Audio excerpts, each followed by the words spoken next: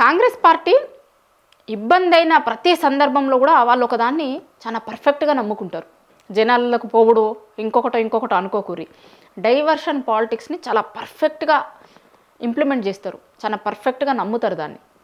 ఒక ఇష్యూ ఉందనుకోండి, దాని మించెళ్ళి జనాలు దాని మీద మాట్లాడుకోకుండా ఆ ఇష్యూని ఎట్లా డైవర్ట్ చేయాలనేది కాంగ్రెస్ వాళ్ళకి తెలిసినంత ఇంకెవ్వరికి తెలియదు. అసలు ఎట్లాంటి అనుమానం అక్కర్లేదు. జనమంతా ఒక దిక్కు చూసినప్పుడు దాని మీద చర్చ జరగకుండా మొత్తం వేరే దిక్కు డైవర్ట్ చేసేస్తారు.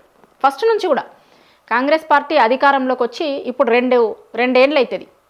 డిసెంబర్ 7వ తారీఖు రోజు వాళ్ళు అధికారంలోకి వచ్చారు. ఇప్పుడు ఈ డిసెంబర్ 7 తారీఖు వస్తే ఇంకొక 2 రోజులు అయితే కాంగ్రెస్ పార్టీ అధికారంలోకి వచ్చి 2 ఏళ్ళు అవుతుంది. 2 ఏళ్లలో వాళ్ళు హామీలు అమలు చేసిర్రా లేదా అనేది అందరికీ తెలుసు.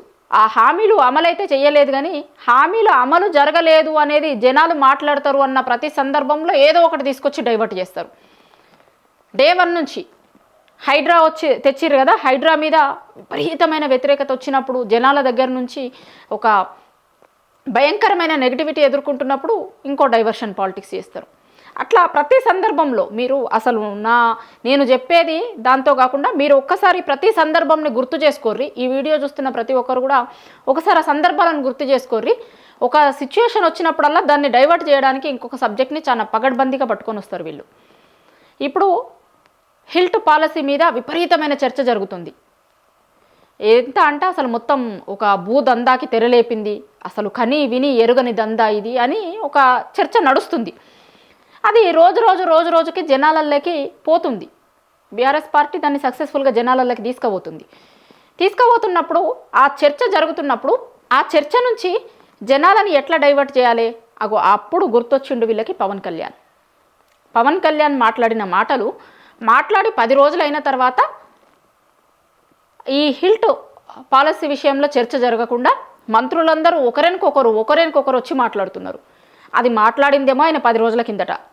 నిజంగా మంత్రులు మాట్లాడాలనుకుంటే లేకపోతే కాంగ్రెస్ పార్టీ నాయకులకి తెలంగాణ రాష్ట్రం మీద అట్లా మాట్లాడతాడా పవన్ కళ్యాణ్ అనుకుంటే సాయంత్రానికి ఒక ప్రెస్ నోట్ వచ్చేది, లేకపోతే తెల్లారి ఏదో ఒక సందర్భంలో మాట్లాడేటోళ్ళు. కానీ అప్పుడప్పుడు మాట్లాడలేదు. దగ్గర అది మాట్లాడి 10 రోజులు అవుతుంది. 10 రోజుల తర్వాత ఇవాళ పవన్ కళ్యాణ్ రాష్ట్రం మీద మాట్లాడితే మంచిగా ఉండదు, మీ సినిమాలు ఆడనివ్వం, ఎప్పుడు మాట్లాడాల్సింది ఉండే ఎప్పుడు మాట్లాడుతున్నారు, ఇప్పుడు ఎందుకు మాట్లాడుతున్నారు? ఎందుకంటే ఆ హిల్ట్ పాలసీ మీద తెలంగాణ ప్రజల్లో విపరీతమైన చర్చ జరుగుతుంది కాబట్టి ఆ చర్చ పక్కకు పోవాలి. ఇప్పుడు ఆ చర్చ పక్కకు జరిపే దాంట్లో భాగంగా ఇప్పుడు పవన్ కళ్యాణ్ని తీసుకొని వచ్చి పవన్ కళ్యాణ్ మాట్లాడిన మాటల మీద ఎప్పుడో మాట్లాడితే ఇప్పుడు 10 రోజుల కిందట మాట్లాడిన మాటలకి 10 రోజుల తర్వాత మెల్లగా మంత్రులందరూ ఒకరికొకరు వచ్చి మంచిగా ఉండదు, సినిమాలు ఆడనియ్యం, తెలంగాణ రాష్ట్రంలో తిరగనియ్యం, ఇదంతా మాట్లాడుతున్నారు. ఎప్పుడు మాట్లాడాల్సింది ఉండే ఆ రోజు మాట్లాడాల్సింది ఉండే. కానీ ఇప్పుడు రోజుకి ఆ పాలసీ అనేది కొంత జనాలకి అర్థమవ్వడం స్టార్ట్ అయింది. అరే ఎందుకు ఇంత విపరీతంగా మనం హైదరాబాద్లో భూములు కొనుక్కుందామన్నప్పుడేమో అసలు రేట్లు అందుబాటులో ఉండవు. కనీసం ఒక డబల్ బెడ్రూమ్ ఒక 2 BHK అపార్ట్మెంట్ కొనుక్కుందాం అంటే కూడా మధ్యతరగతి వాళ్ళకి అందనంత దూరంలో ఉన్నాయి రేట్లు. కానీ ఇండస్ట్రీ వాళ్ళకి ఎందుకు ఇంత తక్కువ ధరకి ఇవ్వాలి? ఆల్రెడీ ఆడ సబ్సిడీలనే వాళ్ళకి జాగాలు ఇచ్చిర్రు, మళ్ళీ దాన్ని తక్కువ రేటుకే వాళ్ళకి ఎందుకు ఇవ్వాలి అనేది కొంత చర్చ జరుగుతుంది. ఇప్పుడు తెలంగాణ సమాజంలో దాని మీద ఒక చర్చ జరుగుతుంది. ఆ చర్చ జరుగుతున్నప్పుడు ఆ చర్చను మొత్తం పక్కదారి పట్టించడంలో భాగంగానే ఇప్పుడు పవన్ కళ్యాణ్ మీద మంత్రులు మాట్లాడుతున్న మాటలు ఉన్నాయి అనేది చాలా స్పష్టంగా అర్థమవుతుంది. ఎందుకంటే డే 1 నుంచి కూడా కాంగ్రెస్ అధికారంలోకి వచ్చిన రోజు నుంచి కూడా ఈ రోజు వరకు ఒక దాని మీద ప్రభుత్వానికి విపరీతమైనటువంటి వ్యతిరేకత వస్తుంది, దాని మీద బాగా చర్చ జరుగుతుంది అన్నప్పుడల్లా దాన్ని పక్కదారి పట్టించే ప్రయత్నం చేస్తున్నారు. పవన్ కళ్యాణ్ కంటే ముందు ఇంకో ప్రయత్నం కూడా చేసిరు, మంత్రివర్గ విస్తరణ అని. కొన్ని మీడియా ఛానళ్లలో మంత్రివర్గ విస్తరణ మీద చర్చకి తెరలేపారు. అసలు ఇప్పుడు మంత్రివర్గ విస్తరణ ఆ ఛానళ్లలో కూడా ఏం చెప్తారో ఏదో రేపు మంత్రివర్గ విస్తరణ ఇంకొకటని కాదు, ఇంకో 10 రోజుల తర్వాత మంత్రివర్గ విస్తరణ చేస్తారు అని చెప్తారు. నిజంగా అది బ్రేకింగ్ రేపు చేస్తారు లేకపోతే సాయంత్రానికి జరుగుతుంది అన్నప్పుడు అది బ్రేకింగ్ అవుతుంది. కానీ ఇంకో 10 రోజుల తర్వాత అని పేర్లతో సహా ఇచ్చి ఏంది అంటే ఆ చర్చ అంతా అటువైపు మళ్లించే ప్రయత్నం. ఈ హిల్ట్ మీద కాకుండా ఆ మంత్రివర్గ విస్తరణట, పలానా మంత్రిని తీసేస్తారట, పలానా మంత్రిని తీసుకొస్తారట, PCC అధ్యక్షుని మారుస్తారట, ఇది చేస్తారట అది చేస్తారట అని ఆ చర్చ చుట్టూ జనాలు దాని చుట్టూ చర్చ చేయాలి. చేసి ఈ పాలసీ అనే దాని మీద చర్చ జరగకుండా ఉండడం కోసమని.